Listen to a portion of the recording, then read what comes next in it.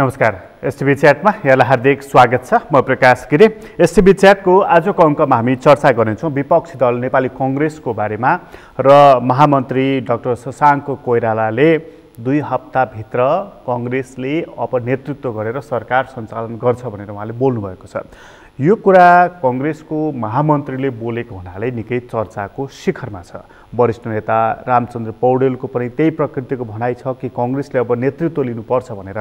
अन्य राजनीतिक दलहरूले पनि कङ्ग्रेसले पार्टी मात्र हेर्ने कि देशलाई हेर्ने यो प्रश्न गरिरहेका छन् र कङ्ग्रेसले आफ्नो पार्टी मात्र होइन देशलाई यो सङ्कटको घडीमा नेतृत्व दिन सक्नु पर्दछ भनेर उसलाई आग्रह गरिरहेका छन्। तर पार्टी सभापति शेरबहादुर देउवा बारम्बार भनिराख्नु भएको छ कि अझै समय परिपक्व भएको छैन भनेर।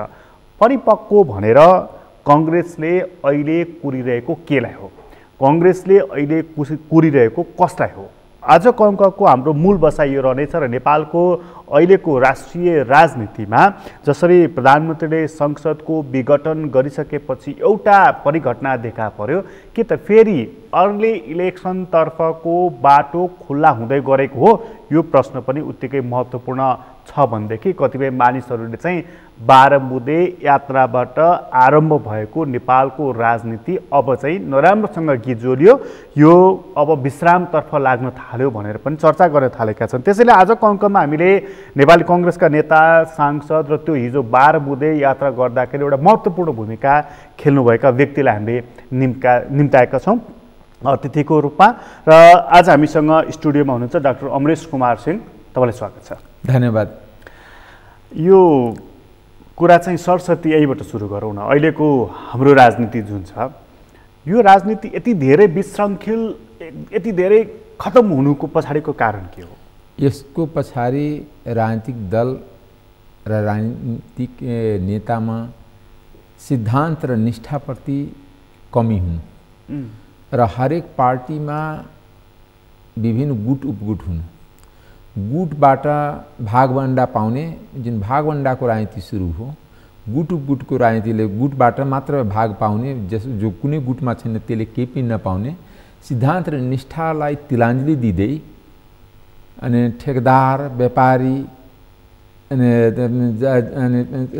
जग्गा दलालदेखि लिएर र आर्थिक चलखेल बढ्यो र त्यसको लागि सत्ता नै मूल विषय हो। सत्ता प्राप्तिको लागि, पद प्राप्तिको लागि जुनसुकै बाटो, जुनसुकै तरिका अपनाउने जुन पार्टी विगत 10 वर्षमा चरम स्थितिमा पुग्यो, त्यसैको एक परिणाम हो। यो कुनै एउटा दलमा मात्रै यस्तो समस्या छ कि हरेक दलमा यस्तो समस्या छ? हरेक दलमा समस्या छ। कुन दल आजको दिनमा एक ढिक्का छ त्यो दलको नाम बताउनुहोस्, त्यसको व्याख्या म गरिदिन्छु कि छैन। भनेपछि कुनै दल एक ढिक्का, कुनै दल एक ढिक्कामा छैन र कुनै दल पनि सैद्धान्तिक आधारमा छैन। सिद्धान्तप्रति कोही पनि प्रतिबद्ध छैन।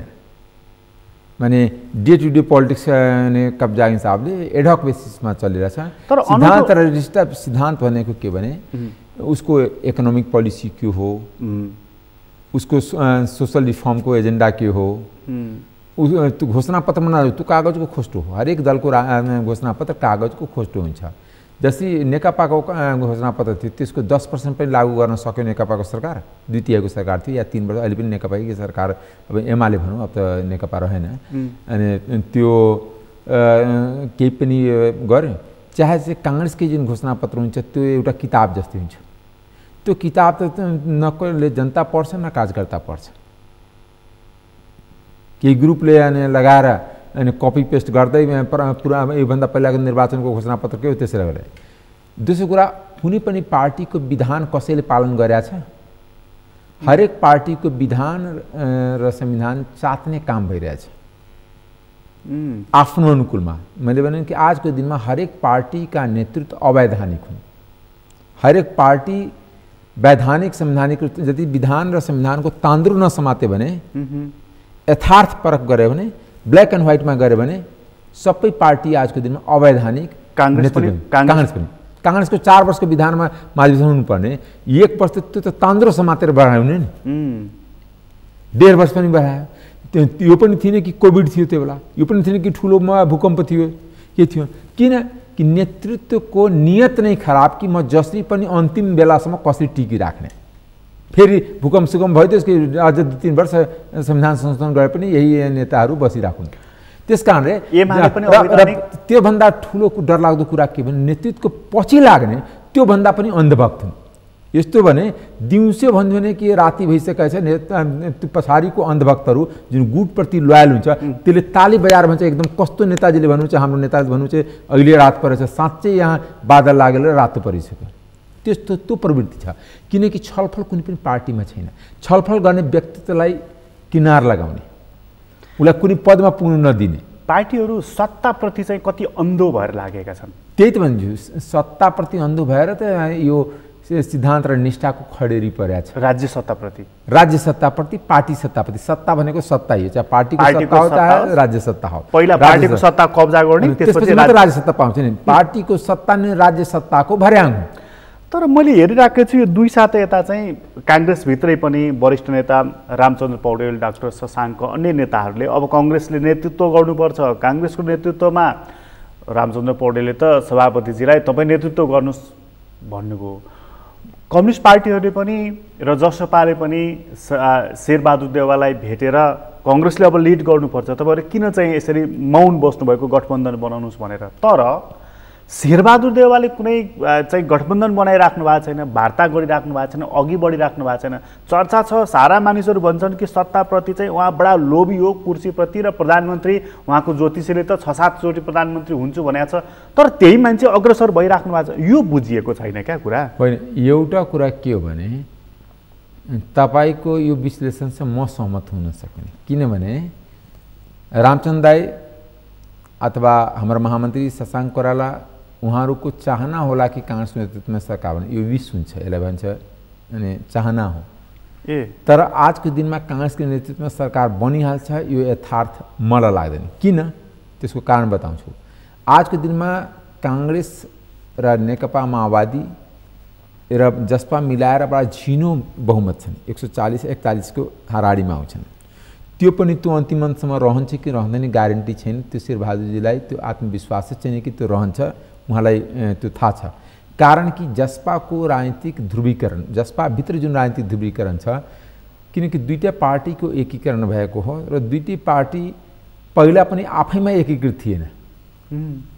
न समाजवादी एकीकृत थियो। आखिर समाजवादी पार्टी फुट्दाखेरि ओभरनाइट जुन नाटकीय ढङ्गले एकीकरण भएको हो, त्यो प्राकृतिक एकीकरण होइन। म मधेसकै मान्छे हो, मेरो निर्वाचन क्षेत्र पनि मधेस हो र मधेसी मूलको भएको कारणले त्यहाँका चरित्र र त्यहाँका व्यवहार र त्यहाँका सिद्धान्त र निष्ठा मैले राम्ररी बुझाएको छु। त्यो रिमोट कन्ट्रोलबाट चल्ने पार्टी सिद्धान्त र निष्ठासँग कहीँ पनि जोडिएको छैन। रिमोट कन्ट्रोलको स्विच कसको हातमा छ? अब त्यो त तपाईँले पत्ता लगाउने। अब सबै कुरा मैले भन्यो भने त यत्रो प्रकाशजी तपाईँ जस्तो भनौँ न म्याच्योर्ड जर्नलिजम गरेको मान्छेले त त्यति पत्ता लगाएर तपाईँले जनता बताउनु पर्यो नि। किनकि आफैमा स्वतस्फूर्त भएर या लामो बहस र छलफलपछि एकीकरण भएको होइन। पार्टी समाजवादी तत्कालीन समाजवादी पार्टीको पार्टी टुट्नबाट बचाउनको लागि जुन 8 जना जुन रिभोल्ट गरे, जसमा अपहरणको नाटकदेखि लिएर के भयो, त्यो सबै नेपाली जनताको सामु यथार्थ छन्। हामी यथार्थ कहिले पनि बिर्स्नु हुँदैन। र आज पनि यथार्थ छन् कि मैले शोले फिल्मको एउटा डायलग भन्दै त्यो जसपा पार्टीको यथार्थ चित्रण गर्न खोज्दैछु। त्यसमा एउटा आसरानी भनेको कलाकार जेलर थियो, उसको पछाडि केही पुलिस थियो। त्यो प्रहरी जवानहरूलाई के भन्यो कि आधा राइट जाऊ, आधा लेफ्ट जाऊ, बाँकी मेरो पछाडि जाऊ। जब 50% राइट गयो, 50% राइट, त पछाडि उसको एकजना पनि बसेन। ठक्कै जसपा के भने 2 धारमा विभक्त छ। महन्त ठाकुर राजेन्द्र महतोहरूको एउटा धार छन्।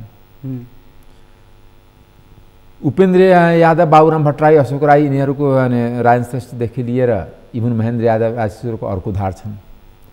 जसपा आफैमा डिभाइडेड पार्टी छन् र उसको गन्तव्य के हो, उसको अल्टिमेट अध्यक्ष को हो, कसको निर्णय चल्ने हो, यो कम्तीमा मलाई त थाहा छैन। भगवान् पशुपतिनाथलाई थाहा होला। उहाँलाई एकचोटि बोलाएर इन्टरभ्यू लिँदाखेरि तपाईँलाई सजिलो हुन्छ कि भगवान्ले बताइदिन्छ कि जसपाको यथार्थ के हो, कसको नेतृत्व। त्यसमा एउटा लङ्का काण्डको श्लोक पनि भन्न चाहन्छु। कहत छोट बर अपराध, कुन सानो छ कुन ठुलो नेता छ जसपाको, यो भन्न सकिँदैन। कसैको अथोरिटी छैन, डिसिप्लिन छैन र अर्गनाइजेसन कम्प्लिट डिफङ्क्ट छ। जस्तै तपाईँले देख्नुहुन्छ एउटा ग्रुपले कार्यक्रम छ, अर्को ग्रुपको मान्छे त्यहाँ जान दिँदैन कि उसको कार्यक्रम अहिले बहिष्कार गर। त्यो अहिले पुनरावृत्ति भइरहेछ मधेसमा। तपाईँले अहिले मसिनो तरिकाले बुझ्नुहोस्, हामी त बुझिराखेको छु, किनकि राजनीतिक कर्मी भएका कारण आफ्नो पार्टीको एक्टिभिटी मात्र होइन अरू पार्टीको पनि एक्टिभिटी नजिकले निहाल्नु पनि पर्छ र त्यसको लेखाजोखा राख्नु पनि पर्छ। भनेपछि जसपा एउटा सिङ्गो पार्टी होइन, त्यो मोर्चा जस्तो छ अहिले, मोर्चा जस्तै।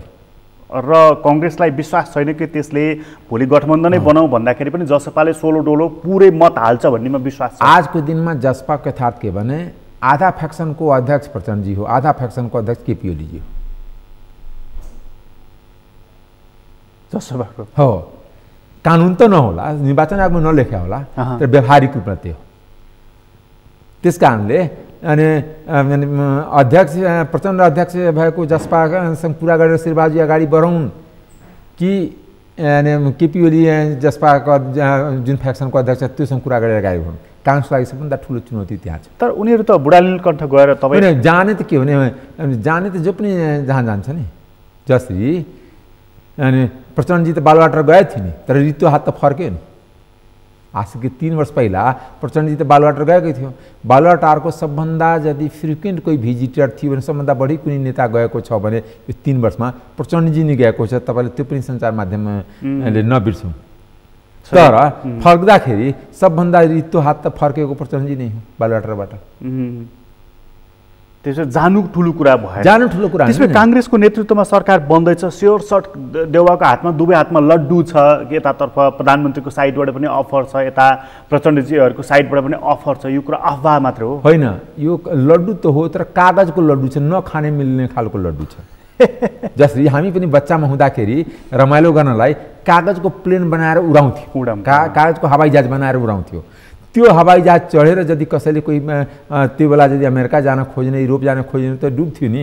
त्यो कागजको हवाईजहाज चढेर त कहीँ पनि पुगिन्थेन। त्यस्तै यो जुन लड्डु तपाईँले जुन भन्नुभयो त्यो छ, काङ्ग्रेसको हातमा लड्डु छ, त त्यो कागजको लड्डु हो। त्यसमै महामन्त्री डाक्टर शशाङ्क कोइरालाले हिजै मात्र कि अबको 2 साताभित्र चाहिँ कङ्ग्रेसले लिड गरेर चाहिँ गभर्मेन्ट बनाउँछ, यो भनाइ पनि मिथ्या, झुटो हो? यो मलाई लाग्दैन, यो यथार्थ होइन, आजको नेपाली राजनीतिको यथार्थ होइन। तपाईँलाई यसमा कति पनि विश्वास छैन? त्यसमा मलाई विश्वास छैन। त्यसमै शेरबहादुर देउवाले अहिले इनिसिएसन लिनुभएको छैन नि गठबन्धन निर्माण गर्नको लागि? किनकि शेरबहादुरजी आजको समग्र राजनीतिको सत्ताको एउटा चतुर खेलाडीको रूपमा हरेक नेपाली राजनीतिज्ञले बुझ्छ। र उहाँले यदि साँच्चै प्रधानमन्त्री बन्ने अवस्था भएको भए त उहाँ सबभन्दा पहिला उहाँ नै अग्रसरता हुनुहुन्थ्यो।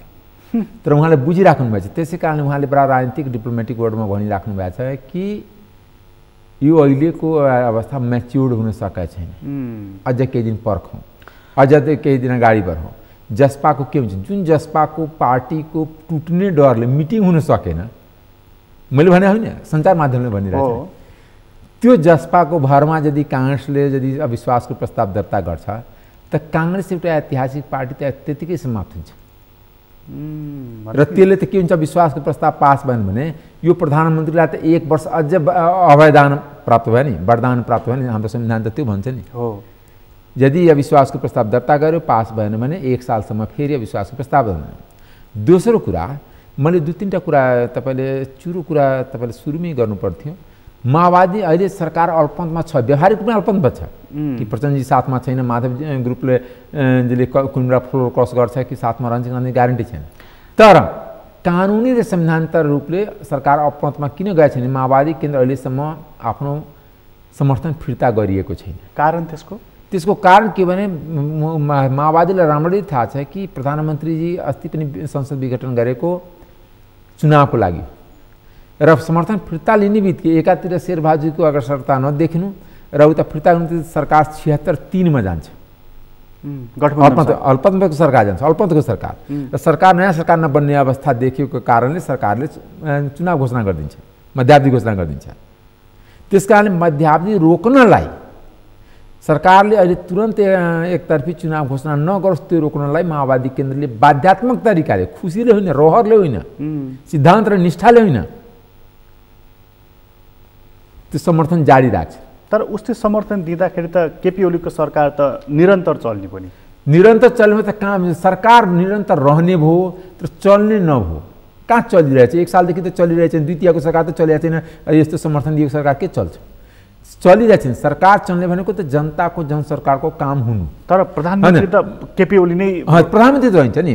मैले त्यसै कारण मेरो टर्मिनोलोजी तपाईँसँग कहाँ सम्मत भने सरकार रहने भयो तर चल्ने भयो भने चल्ने र रहने त फरक कुरा हो नि।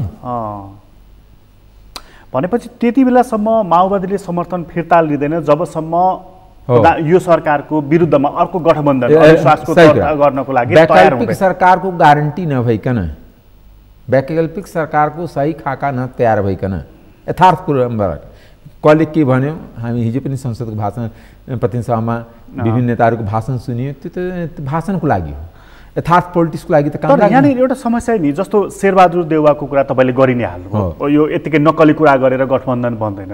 प्रचण्डजीले हिजो चितवनमा गएर भनिहाल्नुभयो म प्रधानमन्त्रीको लागि इच्छुक छैन, म त्यसको लागि तयार छैन भनेर। त्यसो भनेदेखि त खुलेआम भने भयो नि त केपी ओलीकै सरकार अबको बाँकी 2 वर्ष पनि चल्छ भने होइन। एउटा कुरा, यदि प्रकाशजीले नै भन्नुहुन्छ कि म प्रधानमन्त्रीको लागि तयार छु भने त कसले पत्याउँछ कि प्रकाशजी प्रधानमन्त्री बन्छ? त्यस्तै आज प्रचण्डजी प्रधानमन्त्रीको लागि तयार छु भने त्यो नम्बर चाहियो नि। यो त नम्बर गेम हो नि। राजनीतिमा खास गरी सरकार बन्ने अङ्कगणित हो, अर्थमेटिक पुग्नु पर्यो नि। उहाँले म छैन भन्नुभयो, म होइन भए पनि कसले भोट दिन्छ त्यो कारण पहिला बताउनु न। काङ्ग्रेसले भनेको चाहिँ म प्रचण्डलाई प्रधानमन्त्री बनाउँछु, भनेपछि त मधेसी दलले भनेको चाहिँ म बनाउँछु, भनेपछि त केपी ओलीको विकल्पमा त अर्को कोही क्यान्डिडेट नै देखा परेन। होइन, क्यान्डिडेट त सबै तयार छन्, तर नबन्ने अवस्था देखियो राष्ट्रिय र अन्तर्राष्ट्रिय राजनीतिको कारणले। यसको पछाडिको सफल कुशल खेलाडी चाहिँ केपी ओली हो कि अर्को कोही हो? होइन, यसको पछाडि देखियो केपी ओलीले नै सबै थोक गरिरहेछ यो मलाई लाग्दैन। नेपालको राजनीतिको यथार्थ बडा कटु छ। कुन हिसाबमा कटु छ भने कुनै पनि राजनीतिक दलका नेता कुनै पनि सरकार गिन्ने, बन्ने, पार्टी जोड्ने, फुट्ने हाम्रो मात्र आन्तरिक विषय कहिले पनि रहेन, कहिले पनि रहनेवाला छैन। अहिले जुन अवस्था छ यो भनिन्छ नि, यो चाहिँ परराष्ट्र सम्बन्धमा पोलिटिक्स भन्दा जियो पोलिटिक्स चाहिँ इम्पोर्टेन्ट हुन्छ भनेर हो। त अब ठक्कै तपाईँले मैले मेरो भनाइ तपाईँले टिप्नु हो, जियो पोलिटिक्सले यो अवस्था पुर्याएको छ। हाम्रोको अहिले जियो पोलिटिक्सले केपी ओलीलाई नै कन्टिन्यू गराउँछ हो। उहाँले कोसँग हात मिलाएर यति धेरै बलियो भइराख्नु भएको छ? अब त्यो त उहाँसँग नै सोध्नु पर्ला। आन्तरिक रूपमा चाहिँ, आन्तरिक नेपालभित्रकै कुरा गर्दै नेपालभित्रमा त उहाँ शेरबहादुरसँग हात मिलाएकै छ, जसपाको आधा पार्टीसँग मिलाएकै छ, माओवादीको 5-7 जना उहाँसँग हात मिलाएर सँगै क्याबिनेटमा बसेकै छ। मैले भने नि तपाईँले त्यत्रो प्रशब्द भने कि जसपा पार्टीको 2टा अध्यक्ष छन्, एउटा प्रचण्डजी छन्, एउटा ओलीजी छन्, अरू 2 जना त्यहाँ कामकाजी अध्यक्ष छन्, अनि कागजमा साइन गर्ने नेताहरूमा। नीति निर्देशन जसपाको यही 2 ठाउँबाट आउँछ, एउटा केपी ओलीबाट हुन्छ, अर्को प्रचण्डजीबाट हुन्छ। त्योभन्दा माथिको अध्यक्ष कोही छ भने त्यसलाई तपाईँले खोज्ने हो। अघि तपाईँले भनिहाल्नुभयो रिमोट छ, अब त्यो रिमोट कसको हातमा छ त्यो खोज्ने काम तपाईँको। एउटा रिमोटले बालुवाटारसम्म पुर्यायो। त्यसै कारणले होइन, अर्को रिमोट पनि बाहिरकै हो जो अनि खुमलटारसम्म पुर्यायो। खुमलटार र बालुवाटार जसपा पुर्याउने जुन रिमोट छ त्यो मधेसी जनता पनि होइन, मधेसी नेता पनि होइन। त्यसो हो भनेदेखि संसदको विघटन भयो, संसदको विघटन भइसकेपछि पुनस्थापित भयो। संसदले त सरकार जन्माउँछ, सरकार भत्काउँछ पनि जन्माउँछ भने त होइन। यो संसदको काम के त त्यसपछि? यो संसदको काम हाजिरी गर्ने, जाने, सभामुखजीको यदि इच्छा भयो भने इच्छा र आँट दुइटै, किनकि सरकार सभामुख आफै आजको दिनमा निरी कमजोर। किनकि मैले तपाईँलाई पहिला पनि भनेको थिएँ कि मैले 3 चोटि संसदमा प्रतिनिधित्व गर्ने मौका पाएँ। यति कमजोर संसद मैले आजसम्म अर्को पछिल्लो 2टा बेहोरेको थिइनँ। यो सबभन्दा कमजोर संसद हो र संसद होइन, हरेक पार्टीको यसमेन हो, त्यहाँ हरेक गुटको यसमेन हो। पार्टीको भए पनि हुन्थ्यो कि पार्टीको निष्ठा र सिद्धान्तले अगाडि बढ्थ्यो, हरेक गुटको यसमेन हो। गुटको नेता नबनिकन त्यो मात्र त्यहाँ हलिने, हाजिरी गर्ने, तलब भत्ता र जनताको ट्याक्स पे पचाउने ठाउँ मात्र हो अहिलेको दिनमा। जनताको सरकारको विषयमा यसले कुनै रिजल्ट दिँदैन यो संसदले? दिँदैन। रिजल्ट नदिने संसद के काम लाग्यो? अनि त्यही सरकारले त्यसैको औचित्य पुष्टि गर्न चाहन्छ। यो संसदको औचित्य छैन, यो संसद औचित्यहीन भइसक्यो। त्यस कारणले हिजो पनि परराष्ट्र मन्त्री प्रदीप गेवालीले सम्झाउनुहुन्छ कि ताजा जनादेश नै सरकारले समस्याको समाधान देखेको कारणले नै भेट्नु भएको, कोर्टले पुनर्स्थापित गरिदिएछ।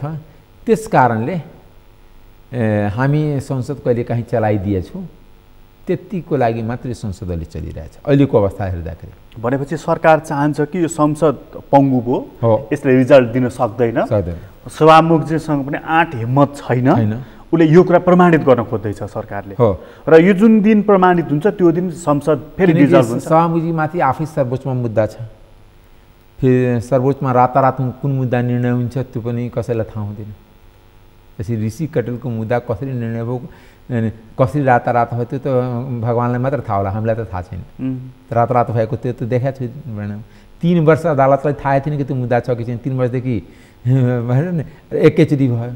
त्यस्तै अरू अरू घटनाक्रम भोलि सभामुखीमाथि नै मुद्दा छ, अथवा माधव नेपालजीमाथि नै बालटार जग्गा काण्डको बारेमा मुद्दा छ, प्रचण्डजीको माथि मुद्दा छ, त्यस्ता अनेक मुद्दा छ। आज मैले आउँदा कान्तिपुरमा एकदम मेजर स्टोरी पढ्यो, उपेन्द्र यादव को नाम लेखेर त्यो जुन गौर घटनाको बारेमा पुरी आधा पेज कान्तिपुरले छापेछ। कान्तिपुरले अहिले छाप्नुको कान्तिपुरको उद्देश्य के हो,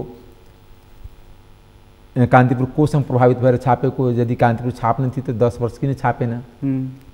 अहिले नै यो सत्ताको राजनीति चल्दाखेरि छाप्नुको पछाडि कान्तिपुर पनि सञ्चार माध्यम पनि त्यति भला आदमी छैन कि एकदम फेयर इन्टेन्सनले छापेको।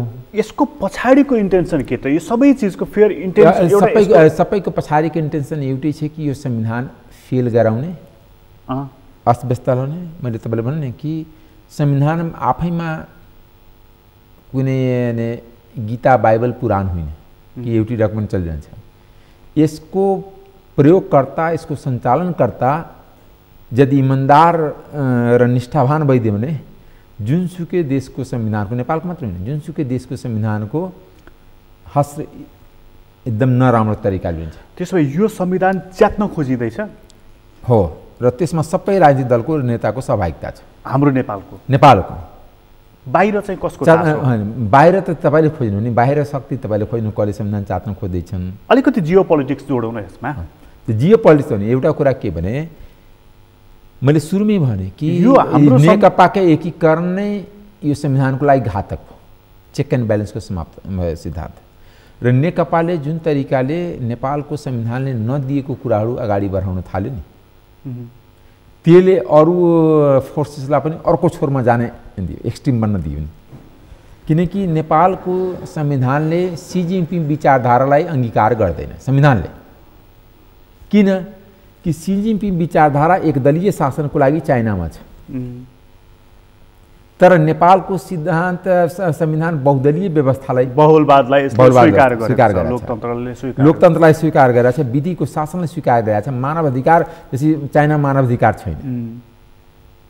त्यहाँ तपाईँले सुन्नुहुन्छ 23 सिन्सियाङमा माथि मुसलमानहरूले नमाज पढ्न पाउँदैन, बुर्का लगाउन पाउँदैन, अथवा उसले आफ्नो आए बेलामा सुनिरहेका छ यति चर्चमा बुलडोजर लगायो, यति मस्जिदमा बुलडोजर लगायो। त्यो त सञ्चार माध्यमबाट सुनिन्छ नि, ग्लोबल फेनोमेनन हो नि अहिलेको सञ्चार माध्यम। त्यस कारणले मैले के भने कि यो जुन त्यहाँबाट हुँदाखेरि यसले डेमोक्रेटिक वर्ल्डलाई झस्काएकै हो। दोस्रो कुरा के भने उहाँहरूले के हतार गरेर अनि प्लेनको प्लेन भरेर नेकपाको सांसद कहिले देव गुरुङको नेतृत्वमा, कहिले कसैको नेतृत्वमा गए थियो कि त्यहाँ प्रशिक्षण लिनलाई। त नेपाललाई जुन चाइनाको एउटा रेप्लिका बनाउन खोजेको थियो कन्ट्रीलाई, चाइनाको एउटा रेप्लिका हो, चाइनाको एउटा सेटेलाइट कन्ट्री हो, र त्यही विचारधाराबाट र हामी कम्युनिस्टहरू कुनै पनि सरकार चलाउन खोजेको होइन। कम्युनिस्ट पार्टीले नेकपाले के गर्यो भने सरकार चलाउन नखोजेर सत्ता कब्जा गर्न खोजेको। नेपालको जुन सत्ता यति बहुरङ्गी र विभाजित छन् कि कसैले चाहेर पनि कब्जा हुन सकेन। त्यस कारणले हिजो त्यही मानसिकताले पूर्व राजा ज्ञानेन्द्र शाह पनि फेल भएको हो, ऊ पनि सत्ता कब्जा गर्नै खोजेकै हो, तर नसकेको हो, उल्टै त्यसको पनिसमेन्ट भोग्यो। यहाँको के छ भने जनता र जियो पोलिटिक्स के भने जसले सत्ता कब्जा गर्न खोज्यो त्यसले तत्काल केही फाइदा देखिए पनि लङ टर्ममा पनिस भएको छ। भनेपछि एमाले र माओवादी जुन मिल्यो त्यो नै अप्राकृतिक थियो र नियत गलत थियो। भनेपछि गलत इन्टेन्सन रङ इन्टेन्सन त्यो एकता नेपाल र नेपाली जनताको भलाइको लागि थिएन भनेको त्यो एकता चाइनाको इन्ट्रेस्ट अनुसार भयो, त्यो एकता इन्डियाको इन्ट्रेस्ट अनुसार भङ्ग भयो। इन्डिया मात्र होइन, डेमोक्रेटिक वर्ल्ड भनौँ न, अमेरिका पनि जोड्नु, अमेरिका पनि जोड्नु, किनकि अमेरिका पनि त्यो दुनियाँको हरेक घटनालाई नजिकबाट निहालिराखेका पनि छ र त्यसमा आफ्नो भूमिका पनि गरिराखेको हुन्छ। र कुरा कहाँ पुग्यो भन्दाखेरि एमाले र माओवादी 3 वर्ष अगाडिको अवस्थामा पुग्यो। उनीहरूलाई लाग्यो त्योभन्दा खराब अवस्थामा पुग्यो। 3 वर्ष पहिलाको अवस्था पुगेको भए त राम्रै हुन्थ्यो, केही बिग्रिन्थेन। 3 वर्ष पहिला माधव झलनाथजी ग्रुप र ओली ग्रुपमा यति तिक्तता थिएन। कस्तो लड्डु बाटा बाँड्थ्यो, माला लगाउने थियो एकहरूको हातमा कि हामी त त्यत्रो जितेर आए, जितको खुसियाली थियो। आज दुवैतिर दुःख छ, कोही पीडामा छन्। तपाईँलाई बताउँछु, जस्तै माओवादी 3 वर्ष पहिलाको अवस्थामा त 53 सांसद थियो, अहिले घटेर त तपाईँ नि गनेर कहिले काहीँ बताउनुहुन्छ 48 सांसद छ, कहिले 49 हुनुहुन्छ। त त्यो त घाटामा पुग्यो नि। त्यो बेला प्रचण्डजीको जुन प्रभाव थियो त्यो त घटेर 10% भए घट्यो नि। त्यो बेला त प्रचण्डजीलाई प्रधानमन्त्री बनाउन काङ्ग्रेस पनि धाएकै धाए थियो। धाउने मध्ये म पनि एउटा तपाईँको अगाडि बोल्दैछु। मधेसी पनि भनेकै थिए कि तपाईँ प्रधानमन्त्री हुनुहुन्छ र उहाँ बन्न चाहेको भए बन्नु पनि हुन्थ्यो। तर अहिले त उहाँ चाहेर पनि बन्नु, त्यस कारण उहाँ बन्नु। जस्तै के हुन्छ भने यदि एउटा हिन्दीमा उखान्छ कि अङ्गुर मिल्यो भने अङ्गुर खट्टे भन्छ। त्यस कारण अहिले फेरि यो त माओवादीको व्याख्या भयो। एमालेको के हेर्नुहोस् भने त्यो बेला एमालेमा जुन 74को चुनावपछि अद्भुत एकता र त्यो देखिया थियो। आजको दिनमा सङ्ख्याको दृष्टिकोणले माधवजी झलनाथजीसँग कति छ त्यो मलाई थाहा छैन, तर जसरी दुधमा 1 ठोपा काक्ती सफिसियन्ट हुन्छ दुधलाई समाप्त पार्नलाई, फटाइदिनलाई, त्यस्तै 2 जना पार्टीमा सख्त विरोध गर्नेले नै पुरै पार्टीलाई अस्तव्यस्त पारिदिन्छ। फुट्छ एमाले? फुटेको त झन् राम्रो हुन्थ्यो, नफुटेर झगडा हुँदाखेरि राम्रो हुन्थ्यो। जस्तै दुईटै भाँडामा छुट्टी छुट्टी काक्ती र दुध राख्दाखेरि केही फरक पर्दैन नि। काक्ती आफ्नो नेचरको काम गर्छ, दुध आफ्नो नेचरको काममा गर्छ। तर दुईटै सँगै बस्दाखेरि के हुन्छ भने न दुधको नेचर रहन्छ न काक्तीको नेचर रहन्छ, न मिल्न सक्ने भयो न फुट्न सक्ने भयो।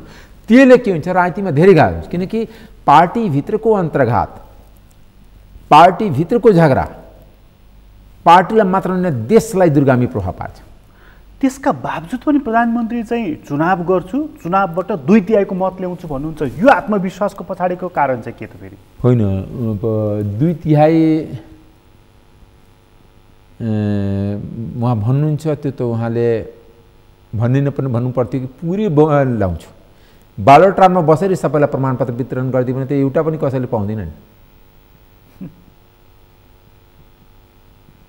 भने 100% सिट लाउँछु त्यो भनेपछि सद्दाम हुसैनले चुनाव गराएको होइन, पुटिनले रसामा गराउँदैन।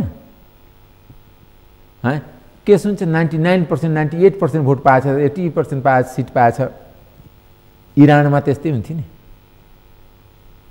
पाकिस्तानमा पनि सेनाले गराउँदाखेरि त्यस्तै हुन्छ नि। कस्तो निर्वाचनमा हुन गइरहेछ र कस्तो निर्वाचन हुन्छ त्यो त हामीसँग निर्वाचन आयोग अलग्गै संवैधानिक निर्वाचन आयोग के हो, त्यो त सरकार आयोग हो नि, सरकारको एउटा शाखा कार्यालय हो नि। संवैधानिक रूपले जे भए पनि आजको दिनमा नेपालको कुनै पनि संवैधानिक निकायको अस्तित्व छैन, माने स्वतन्त्र अस्तित्व छैन र कसैको इन्टिग्रिटीमाथि जनताको भरोसा छैन, कसैको स्वार्थता, कसैको न्युट्रलिटी र कसैको निष्ठामाथि आम जनताको भरोसा छैन। मैले आफ्नो दोस्तीको आधारमा, मैले आफ्नो फाइदाको आधारमा भरोसा गरे पनि जनता विश्वास गर्नेवाला छैन। त्यस कारणले निर्वाचन आयोगले निर्वाचन गराएको निर्वाचन निष्पक्ष धाँधली रौती हुन्छ, कसले पत्याउने? प्रधानमन्त्री केपी ओलीले नै निर्वाचन गराउनु भयो भने चाहिँ धाँधली हुन्छ भन्ने तपाईँको भनाइ? होइन जसले गराए पनि धाँधली चाहिँ तर कसले कति गर्छ कति कम गर्छ त्यसमा भर पर्छ। उहाँले चाहिँ बढी धाँधली गर्नुहुन्छ? आजको दिनमा सबै त उहाँकै नियन्त्रणमा छ नि, उहाँको नियन्त्रण, राज्यको सम्पूर्ण संवैधानिक निकाय पनि उहाँको नियन्त्रणमा छ। तर हिजोको जस्तो एब्सोल्युट पावर उहाँसँग छैन नि आज? होइन, एब्सोल्युट पावर छ कि छैन, तर के भने नेपालका हरेक निकायका प्रमुख बन्ने बित्तिकै उसको आजीवन बस्ने चाहना हुन्छ। त्यो चाहनामा सरकारले झन् इन्स्ट्रुमेन्टल भइदिन्छ। जस्तै नेपाली सेना नै धेरै सरकारप्रति लोयल हुन्छ। किन लोयल हुन्छ? किनकि चिफको चाहना हुन्छ कि 3 वर्षको टेन्डरसित एउटा टर्म अझ थपिन 6 वर्ष बस्न पाऊँ कि। प्रहरीको चाहना हुन्छ 30 वर्ष हटाएर 32 वर्ष होस् कि 2 वर्ष अझ चिफ बस्न पाऊँ कि। तपाईँलाई बताउँछु, यो जुन सुरक्षा निकायदेखि लिएर जुन संवैधानिक र सचिवहरूको चाहना हुन्छ कि रिटायर भएका आफ्नो घरतिर नगएर कुन संवैधानिक निकायमा पस्न पाउँछ, त्यो पनि सरकारकै हिसाबले जुन संवैधानिक परिषदको नै अहिले धज्जी उड्यो। कहाँ छ संविधान? कुन संविधानको कुरा गर्नु चाहिँ म त्यो बुझ्न सकिरहेको छैन। म पनि संविधान सम्मत नै निर्वाचित भएको सांसद हो, तर म त खोज्दाखेरि पनि मैले दिउँसो यहाँ चस्मा पनि लगाएको छु, त्यसमा लेन्स पनि छ, तर कहीँ पनि संविधानको कुनै धारा उपधारा कहीँ पनि देख्दिनँ। पालना भएको नदेख्नु भएको कि धारै नदेख्नु भएको? धारा छ र पालना नभएको देखेपछि त्यो धाराको के काम? जुन धारामा पानी आउँदैन त्यो मान्छे घरमै धारा लगाउँछ, त्यो धाराको के काम? त्यसमा त यो संविधानको पनि के काम जुन संविधान पालना हुँदैन? पाल्ने भइरहेछ नि, कुन हिसाबले पालना भयो? कुन संविधानको तहत 1 दिन पहिला रिटायर हुनुभन्दा पहिला संवैधानिक आयोगमा नियुक्ति कुलिङ पिरियड हुँदैन? दोस्रो कुरा तपाईँलाई बताउँछु, कन्फ्लिक्ट अफ इन्ट्रेस्ट। एकातिर व्यापारीहरू आफ्नो आफ्नो व्यापारी घरानाको चेयरम्यान छ, अर्कोतिर संसदमा प्रतिनिधित्व गर्छ। यो संविधानमा एलाउ गर्छ? संवैधानिक परिषद भनेको अनि राज्यको सम्पूर्ण ऐना हो। त्यसै कारणले त्यहाँ व्यवस्थापिकाको प्रमुख राखिएको हुन्छ, लेजिस्लेचरको प्रमुख राखिएको हुन्छ, सभामुख र उपसभामुख, राष्ट्रिय सभाको अध्यक्ष राखिएको हुन्छ, अपोजिसन लिडर राखेको हुन्छ, जुडिसियरीको प्रमुख प्रधान न्यायाधीश राखेको हुन्छ, प्रधानमन्त्री हुन्छ कि तिनीहरूले गल्ती गर्दैन, तिनीहरूले राज्य र जनताप्रतिको लागि सही निर्णय गर्छ। के सही निर्णय भएछ? हाम्रै पार्टीको अपोजिसन लिडर सुती आफ्नो भाग लिएछ कि छैन? म देखा पर्दैन, साइन मेरो नगराउनुहोस् त मेरो हिस्सा दिइदिनुहोस्। यो संविधानमा लेखा छ? त्यस्तो त छैन। छैन नि। र जुन व्यक्तिको नियुक्ति भएछ त्यो व्यक्तिको त नियुक्ति 2 वर्ष पहिला, त्यो 2 वर्ष पहिला त्यो संविधानमा कहाँ लेखा थियो कि वही व्यक्तिको नियुक्ति हुन्छ? तर हरेक व्यक्तिलाई थाहा थियो कि यिनीहरू पनि फलाना ठाउँमा नियुक्ति हुन्छ। त्यसो भए यो संविधान कसरी टिक्छ? यो संविधान त संविधान टिकेको छैन, यो संविधान त चलिरहेछ, कोमामा छ। अब यो संविधान त्यसो भएदेखि नेपालको जसरी राजनीतिक वातावरण सिरियस बिरामी हुँदाखेरि भेन्टिलेटरमा राखेको हुन्छ, भेन्टिलेटर झिक्ने बित्तिकै त्यो व्यक्तिको ब्रेन डेड घोषित गरिन्छ। ठ्याक्कै यो संविधान आजको दिनमा कोमामा छ, भेन्टिलेटरमा छ। यो भेन्टिलेटरको डाक्टरहरू दलका नेताहरू छन्, राजनीतिक पार्टी हुन्। यिनीहरूले साँच्चै लागेर भेन्टिलेटरबाट बचाएर चल्ने खालको बनाउने कि संविधानलाई भेन्टिलेटर झिकेर अर्कोतिर लग्ने? यसमा एउटा हाम्रो छिमेकी शक्ति जसले चाहिँ यो संविधानलाई आजसम्म पनि हजुर ठिक छ यो भनेर स्वीकार गरेको छैन नि, उसले चाहेकै खालको वातावरण नेपालमा बनिराखेको होइन। उसको स्वीकार त एउटा त्यो पनि छ, नेपाली जनतैको एउटा ग्रुपले स्वीकार त गरेका थिएन। नेपालभित्र के स्वीकार छ? यो संविधान के मधेसी दललाई स्वीकार छ, राजालाई स्वीकार छ, हिन्दूवादी ग्रुपलाई स्वीकार छ? म अहिले तपाईँलाई बताउँछु। देशभित्रको कुरा गरौँ पहिला। देशभित्रकै अवस्थामा विदेशले खेल्ने हो, विदेशी जनता आएर सेना आएर त्यहाँ खेल्ने हो, यिनीहरू मार्फत खेल्ने हो, यिनीहरूको मार्फत खेल्ने हो र यिनीहरूको कन्ट्राडिक्सनमा खेल्ने हो।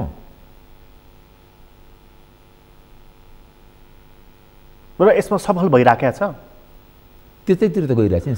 संविधान भत्काउने ग्रुपहरू सफल हुँदै संविधान बनाउने ग्रुप असफल हुँदै गइरहेछ, मेरो बुझाइ त्यति। यो संविधानको ओनरसिप आज कसले लिइरहेको छ? पशुपतिनाथले। राजनीतिक दलले त लिएको छैन। राजनीतिक दल कसैले पनि लिएको छैन। राजनीतिक दलले आफ्नो पदमा, राजनीतिक दलका नेता कहाँसम्म संविधानको ओनरसिप लिएको छ? जहाँसम्म आफै पदमा बस्न पाएको छ, चाहे पार्टीका पदमा हो चाहे सरकारको पदमा छ, त्यति जुन धारा समातेर जुन विधान समातेर बस्न पाउँछ त्यतिसम्मको लागि व्याख्या गर्छ, उसको गर्छ। तर बाँकी समग्र संविधानको ओनरसिप न काङ्ग्रेसले लिएछ, न एमाले लिएछ, न माओवादीले लिएछ, न मधेसी दलले लिएछ। यो संविधान गयो भने सबैभन्दा ठुलो भिक्टिम को हुन्छ? सबभन्दा ठुलो भिक्टिम भनौँ न माओवादी हुन्छ, प्रचण्डजी। प्रचण्ड हुन्छ। र दोस्रो भिक्टिममा मधेसी दल हुन्छ। उनीहरूले पनि आजको मितिमा चाहिँ यसको ओनरसिप लिएर, मधेसी दलले त लिएकै छैनन्। होइन, मधेसी दलले बुझिरहेको छैन। मधेसी दलले जुन 10 वर्षमा लुट कम्पनीमा ऊ पनि सहभागी र सहयात्री भएछ र धेरै मधेसी नेताको जीवन स्तर माथि उयो छ। मधेसी जनताको भए छैन। फेरि मधेसी जनता अहिले पनि सबभन्दा क्रोनिक पोभर्टी छ, पिछडापन छ, अनि शिक्षाको स्थिति एकदम खराब छ, इन्फ्रास्ट्रक्चरको स्थिति एकदम खराब छ। तर मधेसी जनताले मधेसको नाउँमा विद्रोह गराउँदै, मधेसी जनतालाई कत्लेआम गराउँदै, शहीद बनाउँदै जुन केही थान नेताहरू जुन धनी बन्ने काम भयो, चाहे 2 नम्बर प्रदेशमै जुन मधेसको सरकार बन्छ, पुरै लुट तन्त्रमा जुन कन्भर्ट भएछ, त्यो सरकारहरू यो संविधान जाने बित्तिकै सबभन्दा इमिडिएट भिक्टिम त्यो हुन्छ। र माओवादी हुन्छ। माओवादीले जुन 63 पछि जुन साह्रै असन्तुलित र जुन उहाँहरूको भाषामा छलाङ मार्ने तर साह्रै अनरिलायबल, अनरियलिस्टिक, अनप्रेडिक्टेबल रूपमा जुन काम गरे, राजनीति त एउटा निष्ठा र आधार यो राजनीति जोर घटाओ र नाफा र फाइदाको होइन। म तपाईँलाई बताउँछु, बीपी कोइराला आजीवन प्रजातन्त्रको लागि सङ्घर्ष गर्नुभयो, उहाँ के पाउनुभयो? तर जसले 4 चोटि प्रधानमन्त्री बनेको छ उहाँभन्दा त कति माथि बीपी कोइराला छ। आजकै हाम्रै सभापति शेरबहादुर देउवा, उहाँ सभापति पनि कुर्सी छ, बीपीभन्दा 4 गुणा बढी प्रधानमन्त्री पनि बन्नुभएको छ। तर उहाँ र बीपीको तुलना गर्न सकिन्छ? सक्दैन। निष्ठाको जुन राजनीति जुन छ, तर माओवादी केन्द्रले निष्ठाको राजनीति गरेन। त्यो दलितको एजेन्डा खोलामा बगाइदियो, महिलाको एजेन्डा खोलामा बगाइदियो, मधेसी जनजातिको एजेन्डा खोलामा बगाइदियो र 16 बुँदै गएर सम्झौता गर्यो संविधान बन्दाखेरि। किनकि माओवादीलाई निष्ठा र सिद्धान्त र त्यो आन्दोलनको जुन विषयवस्तु थियो सेकेन्डरी कुरा बन्न गयो। सत्ताको भर्याङ, सत्ता प्राप्ति मूल एजेन्डा बन्न गयो। त्यसमै के त अब प्रचण्डजीको राजनीतिक अवसानका दिनहरू सुरु भए? प्रचण्डजीको व्यक्तिगत हो कि होइन मलाई थाहा छैन, तर समग्र माओवादीको नै अवसानको दिन भयो। अवसान त देखिरहेको छ नि। यो पनि अहिले भन्नुपर्छ, कसैले आगो तातो हुन्छ यो भन्नुपर्छ। त्यो त सबैले थाहा छ, यो आगो तातो सबैले थाहा छ, माओवादीको अवसान भइसकेको छ, भइरहेछ। अहिले रिसेन्टली चुनाव भयो भने के अवस्था हुन्छ? रिसेन्टली चुनाव अर्ली इलेक्सन भनौँ न, इलेक्सनै हुन्छ। इलेक्सन त मलाई लाग्छ आज नहोला, 6 महिना पछि होला। यो टेन्योर जुन हाम्रो बाँकी छ नि, झन्डै 20-22 महिना, त्यो 20-22 महिना यो संसद चल्नेवाला म देख्दैन। चले पनि एकदम यस्तो छ कि नेपालमा जनताको संसदीय व्यवस्थाप्रति नै वितृष्णा सुरु हुन्छ। किनकि संसदहरू पनि आफ्नो संसदीय योग्यतालाई कायम राख्न सकेन, न योग्यता क्षमताहरूलाई जान चाहे, किनकि योग्यता र क्षमताको आधारमा जान त्यहाँ थलो पनि बन्न दिएन नेपाली राजनीतिक दलले र राजनीतिक नेताले। त्यसलाई के गर्यो? कसले पैसा दियो, कसले मेरो गुटमा चाकरी गर्यो। भनेपछि अर्ली इलेक्सनकै स्थिति तपाईँ देख्दै हुनुहुन्छ कि 20-22 महिनापछि रेगुलर चुनाव हुने होइन कि त्योभन्दा अगाडि नै चुनाव हुने वातावरण बनिरहेको तपाईँ देख्दै हुनुहुन्छ? म त देख्छु कि 2078 सालमा चुनाव हुन्छ होला।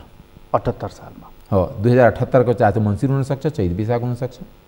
वैशाख भनेको त 79 हुन्छ, तर चैत वैशाखसम्म हुन्छ कि। यो संविधानको चाहिँ तपाईँ बडा रोचक कुरा गर्दै हुनुहुन्थ्यो। यो संविधानको चाहिँ ओनरसिप पशुपतिनाथ बाहेक कसरी पनि लिइरहेको छैन। यो संविधान नरहँदाखेरि सबैभन्दा ठुलो असर माओवादीलाई पर्छ, मधेस केन्द्रित दलहरूलाई पर्दछ। यो संविधान जाँदाखेरि सबैभन्दा हर्षित चाहिँ को हुन्छ, खुसी चाहिँ को हुन्छ? सबभन्दा खुसी राजावादी हुन्छ, हिन्दूवादी हुन्छ। यो संविधान गयो भने उनीहरू राज संस्था फर्कन्छ र काङ्ग्रेसको एउटा र एमालेको एउटा ग्रुप खुसी हुन्छ। एमालेको एउटा ग्रुप भनेको प्रधानमन्त्रीवाला ग्रुप, प्रधानमन्त्रीवाला ग्रुप र काङ्ग्रेसभित्र पनि शेरबहादुरजीवाला ग्रुप। अहिले प्रधानमन्त्री र शेरबहादुर देउवाको एक किसिमको सहकार्यको कुरा त ट्यासिट अन्डरस्ट्यान्डिङ भन्छ यसलाई, त्यो गरि नै हाल्नुभयो।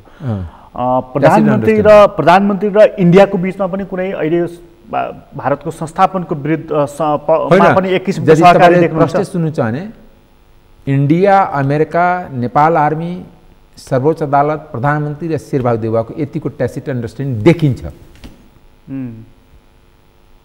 यसको व्याख्या गर्ने काम तपाईँको। कहाँ पुर्याउँछ यो सहकार्यले? त्यही त, यो कहाँ पुर्याउँछ त्यो त आउने दिन हेर्दै जानुपर्छ नि। सोझो असर संविधानमा पर्छ। संविधानमा त पढिरहेको छ नि। जब संविधान कानुन मानेको छैन, न काङ्ग्रेसले मानेको छ न कम्युनिस्टले मानेको छ, संविधान मान्ने कसले? अमेरिकाको मान्छे आएर, युरोपको मान्छे आएर, जापानको मान्छे आएर, कोरियाको मान्छे आएर। त भारत के नेपालमा हिन्दू धर्म पुनस्थापित होस् भन्ने चाहन्छ?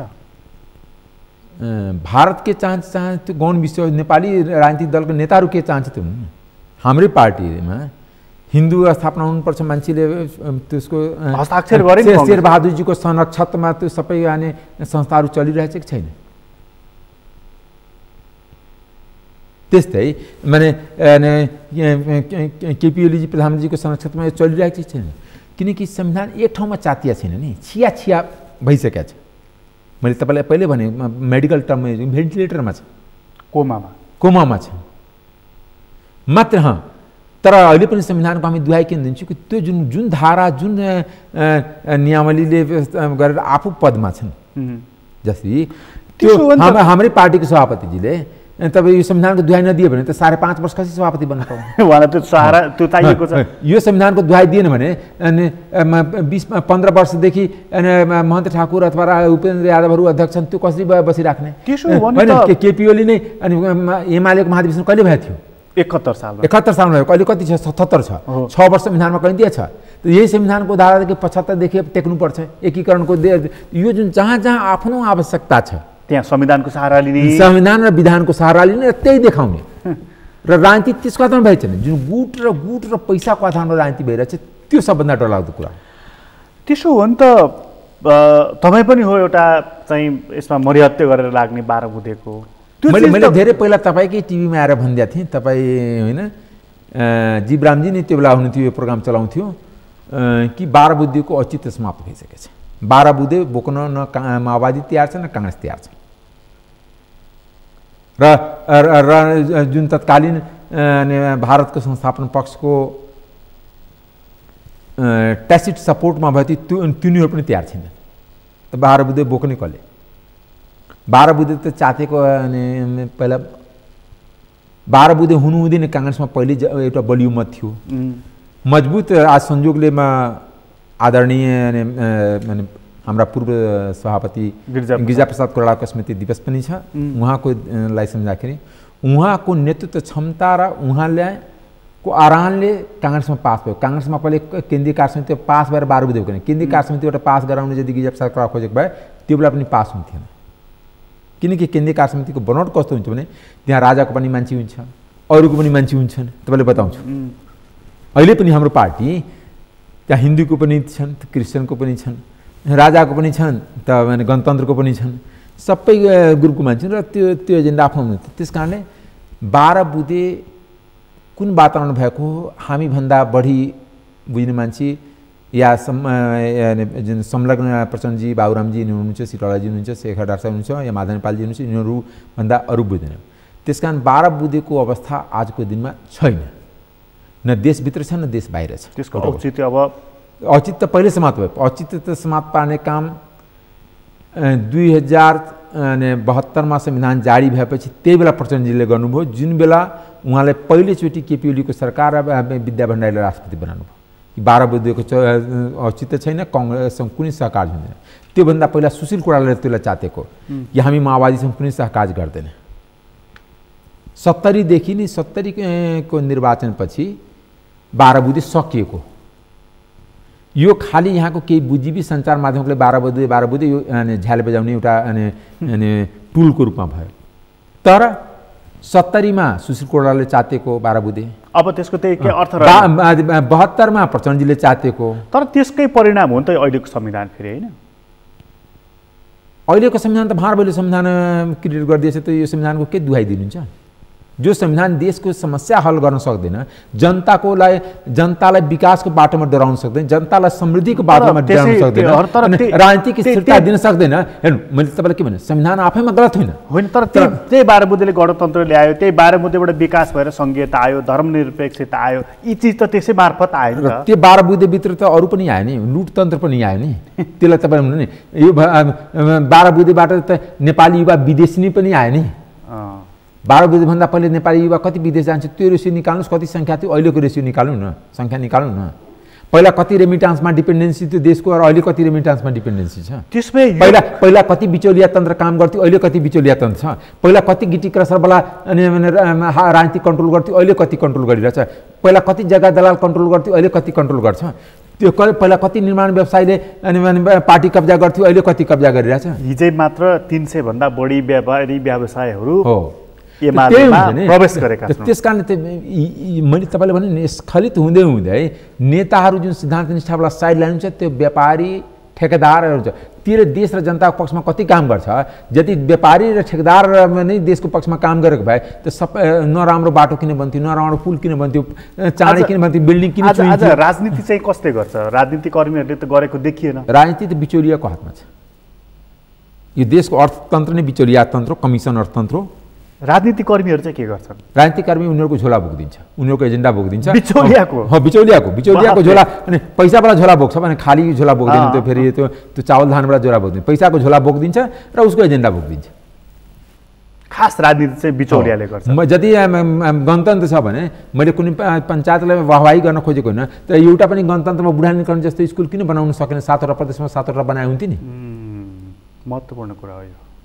तर अनि लिटल जेम्सदेखि लिएर मैले तपाईँलाई बताउँछु, अनि रातो बङ्गलादेखि लिएर मैले यस्तो 50वटा स्कुल बनायो नि। किन? त्यो बिचौलिया तन्त्रले बनाएको। बिचौलिया तन्त्रले जनताको हितमा काम गर्न सक्दैन, त्यो विश्वव्यापी मान्यता हो। यो आजको चाहिँ बिचौलिया तन्त्र हो। आजको नेपालको जुन तन्त्र हो, संविधानमा जे तन्त्र लेखे पनि, गणतन्त्र लेखे पनि, लोकतन्त्र लेखे पनि, बिचौलिया तन्त्रको एक्सर्साइज भइरहेछ। एक बिचौलिया तन्त्रमा जनता र देशको भलो हुँदैन। यो तपाईँले प्रश्न बुझ्नुहोस्। अनि यो जस्तो यो तपाईँ यो बिचौलिया तन्त्रको कुरा गर्नुभयो, जस्तो अर्ली इलेक्सनको अघि हामी कुरा गर्दै थियौँ। अर्ली इलेक्सन चाहिँ प्रधानमन्त्री चाहिराख्नु भएको छ, कङ्ग्रेसले पनि चाहिराखेको छ। हो, त्यसमा त सबैले बोलिरहेछ। अनि प्रचण्डजीहरू त चाहिरहेको जस्तो देखिराख्नु भएको छैन। त्यो चुनावै प्रचण्डजीहरूलाई समात पार्नलाई या कमजोर पार्नलाई हुन लागेको छ, त किन प्रचण्डजी चाहने? किनभने राजनीतिमा एउटा कुरा के भने, एउटा हाम्रो गाउँतिर उखान छ, सर्पको खुट्टा सर्पले देख्छ, अरूले त देख्दैन, सर्पको खुट्टै हुँदैन, तर सर्पको खुट्टा सर्पले देख्छ। राजनीतिक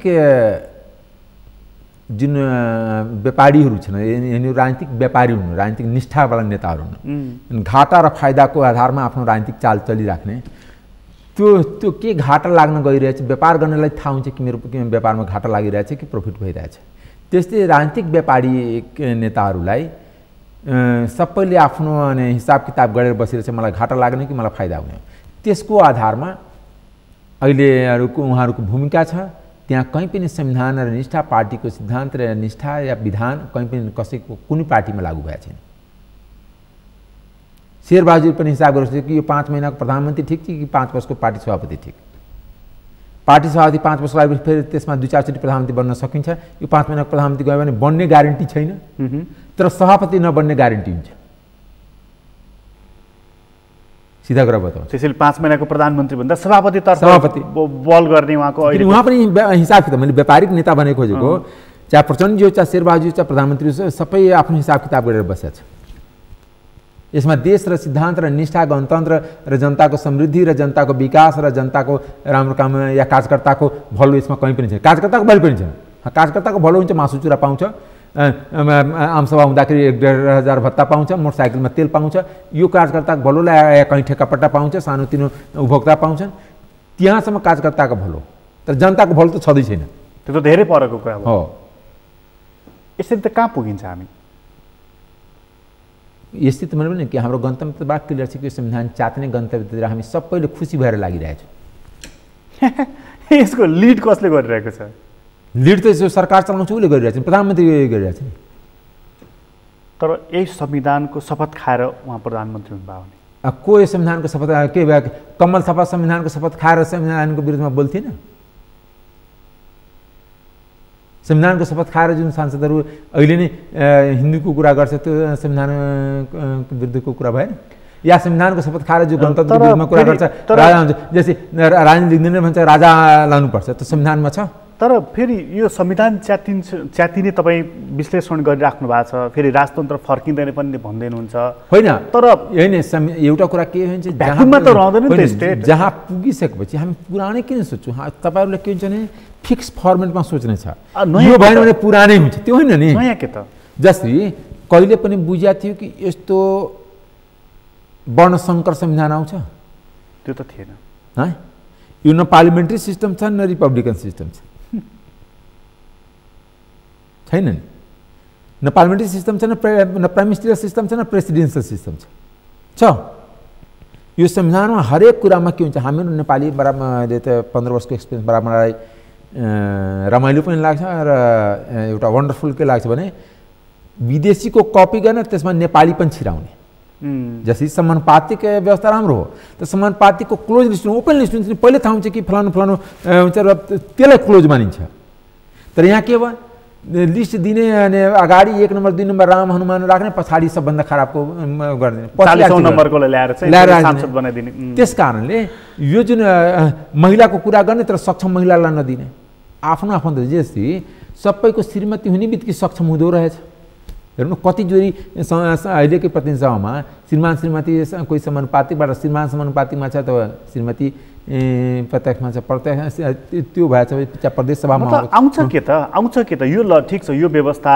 जान्छ कि जस्तो केही दिन अस्तव्यस्त हुन्छ त्यसपछि मलाई लाग्छ कि म्यानमार त्यो स्थिति नेपाल आर्मीको छैन म्यानमारमा जुन सैन्य कु छ त्यो किनकि सैन्य कु गराउनलाई नेपालको इकोनोमी आफै मेलाउ गर्दैन जबसम्म अन्तर्राष्ट्रिय समुदाय गो अहेड र म इकोनोमी थाम्छु तर त्यसले त खास गरी एउटा सिभिल वारको पो संकेत आयो त्यो नेपालले सेनाले किन यहाँ राजनीति गर्छ सबभन्दा बढी राजनीति नेपाली सेनाले नै गर्छ तर नेपाली सेना डाइरेक्ट राजनीति किन गर्न चाहँदैन भने कि चाइनिजको भरोसा छैन नेपाली सेनामाथि पुरा र इन्डियन त्यसलाई एलाउ गर्दैन किन अर्को पाकिस्तानले आफ्नो छिमेकमा बनाउन चाहँदैन जस्तै पाकिस्तानमा के हुन्छ जुनसुकै सरकारलाई डिएस्टेबलाइज गरिदिन्छ सेनाले सेनासँग मिलुन्जेलसम्म सरकार चल्छ अलिकति खटपट हुने बित्तिकै ऊ सेनाले नै जुलुस निकाल्न लगाइदिन्छ चाहे त्यो नवाज शरीफ होस् चाहे मुशर्रफ होस् चाहे यही इमरान खानलाई लागेको पनि त सेनाले हो नि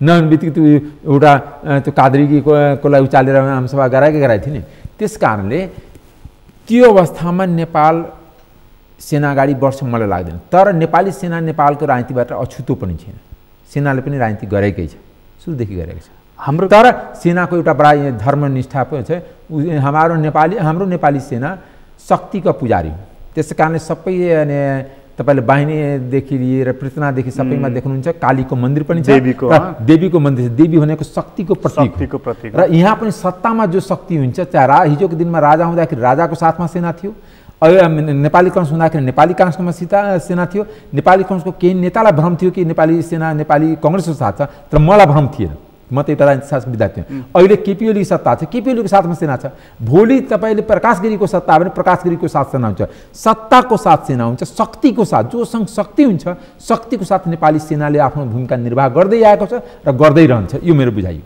तपाईँलाई धेरै धेरै धन्यवाद हस् तपाईँलाई पनि धन्यवाद आदरणीय दर्शकबिन तपाईँलाई पनि धन्यवाद आज हामीले कुराकानी गऱ्यौँ डाक्टर अमरेश कुमार सिंहसँग उहाँसँगको कुराकानी अहिलेलाई यति नै एसटिभी च्याटबाट म प्रकाश गिरीलाई बिदा दिनुहोस् सर्वत्र टेलिभिजन हेर्दै गर्नुहोला